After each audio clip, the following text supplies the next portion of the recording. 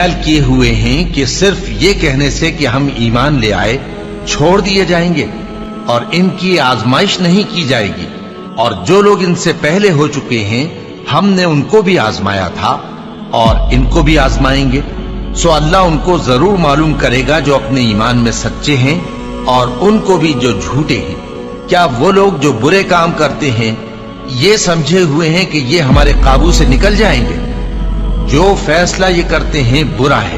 جو شخص اللہ کی ملاقات کی امید رکھتا ہو تو اللہ کا مقرر کیا ہوا وقت ضرور آنے والا ہے، اور وہ سننے والا ہے، جاننے والا ہے۔ اور ہم کسی قدر خوف اور بھوک اور مال اور جانوں اور میووں کے نقصان سے تمہاری آزمائش کریں گے، اور صبر کرنے والوں کو بشارت سنا دو کہ ان لوگوں پر جب کوئی مصیبت واقع ہوتی ہے تو کہتے ہیں کہ ہم اللہ ہی کا مال ہیں اور اسی کی طرف لوٹ کر جانے والے ہیں۔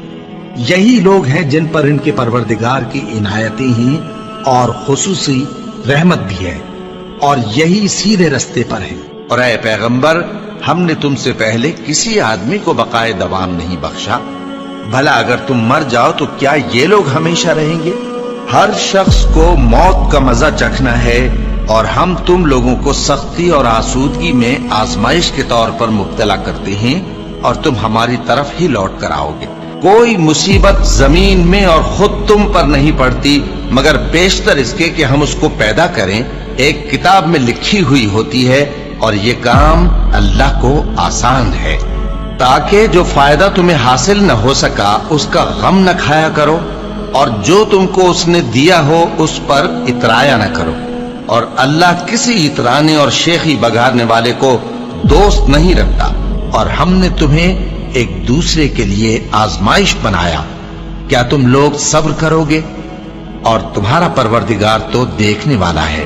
اے اہل ایمان، تمہارے مال و جان میں تمہاری آزمائش ضرور کی جائے گی، اور تم اہل کتاب سے اور ان لوگوں سے جو مشرک ہیں بہت سی ایذا کی باتیں سنو گے، تو اگر صبر اور پرہیزگاری کرتے رہو گے تو یہ بڑی ہمت کے کام ہیں۔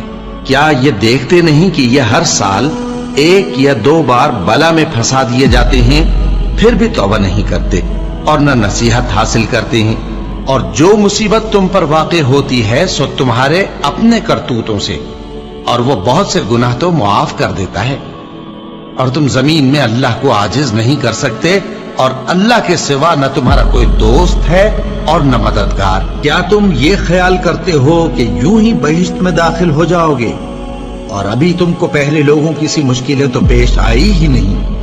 ان کو بڑی بڑی سختیاں اور تکلیفیں پہنچیں، اور وہ صعوبتوں میں ہلا ہلا دیے گئے، یہاں تک کہ پیغمبر اور مومن لوگ جو ان کے ساتھ تھے سب پکار اٹھے کہ کب اللہ کی مدد آئے گی۔